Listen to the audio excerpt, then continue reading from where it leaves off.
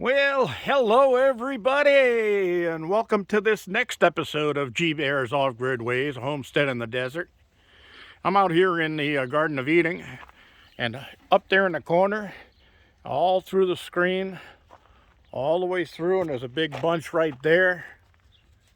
And those are all locusts, or grasshoppers if you want to call them that. But you see them all inside of here, there's bunches of them. And as I just soaked the garden down, a bunch of them flew out of the garden and went up. What do you want there, Blackbeard? You guys quit fighting. Oh my God, they're full of energy. So anyway, tomatoes. Tomatoes, tomatoes, tomatoes. I got tomatoes. Little baby cherry tomatoes on these. But let me get around the other side. Still got some beets going. And I think I'm going to make a nice beet salad for lunch one of these days. Look at the branch that I was air layering. It's gone dormant. And what I had noticed was I didn't tie it up hard enough, and the winds had knocked it down the branch. So let's see. I'm not seeing. Let's see. That should be up here, and it knocked it down and exposed the root area that's supposed to be growing roots.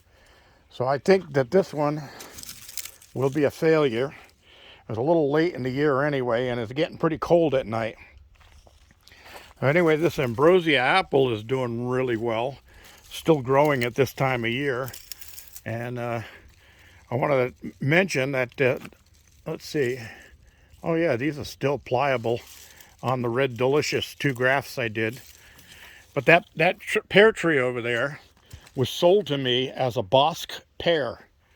And that's, this graft is from last year, and it's marked Bosc pear because that came off of that tree over there. Well,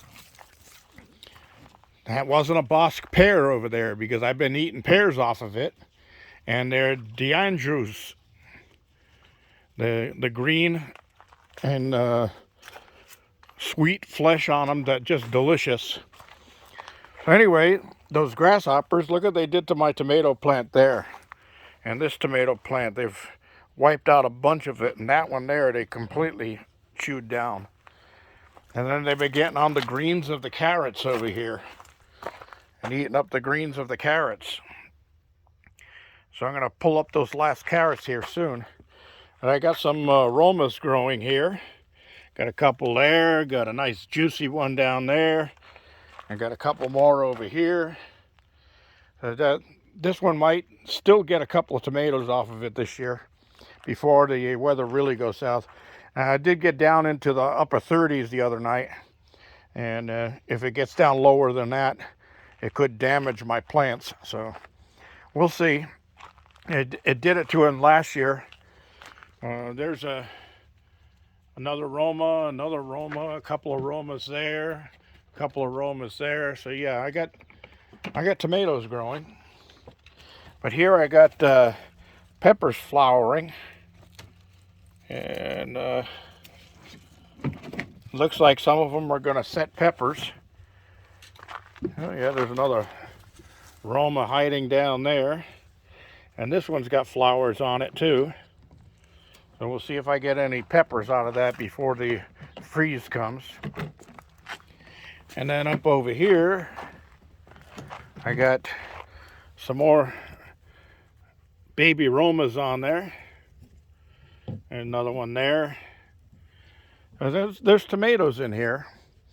And I got some fresh growth on my apricot tree. And here's what I'm talking about on the pears.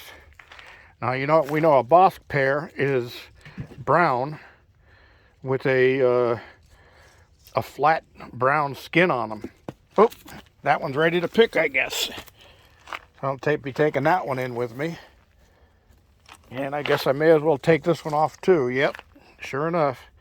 But yeah, these are D'Anjou's pears, not Bosque. So I'm going to have to relabel this tree and see what I can get out of it. This Fuji apple's got some nice looking buds on it. So I might get an apple off of that when it comes springtime. And this is a Sharon apple, which is, I think, a Gala apple. And that one looks like it's taken really well, so I might get some off of there. And you can see my paraffin tape here. That's it's broken through it already, and it's completely healed at the graft point. So looking good. I might have to throw a couple more grafts on this in the springtime, and we'll get this tree to really producing some fruit. Totally delicious. All right, let's move on down real quick into the greenhouse. Oh, my rosemary. I've been looking for Rosemary's Baby, but I haven't found it down there. Anyway, in here, this apple tree has gone dormant. So it's got some healthy looking buds on it, and it's very pliable. It's not dead. It's just in its dormancy state right now. And I got some 1-year wood on here, like these. I may cut those off, wrap them in plastic wrap, and put them in the refrigerator until springtime. But we'll see. And over here, this apple tree got a lot of fresh growth on it. And it looks like it's really strong and healthy on some of these branches. So see how that one goes through the winter. The cherry, of course, is, yeah, it's still pliable. It's flexible. But it's in its dormancy state. And my citrus trees are growing fast. Ooh, I just stepped through a spider web. Whew. Anyway, yeah, look at the fresh growth on these. Just doing outstandingly well. And my my fig tree, almost gotcha, huh? And then this is from my friend Bill, who passed away just before last Christmas. That's a tangelo tree. And that one over there is a lemon tree, oh so pretty. And the lemon flower is sweet.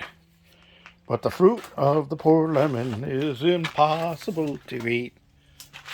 All right, so I think we've gotten through it all.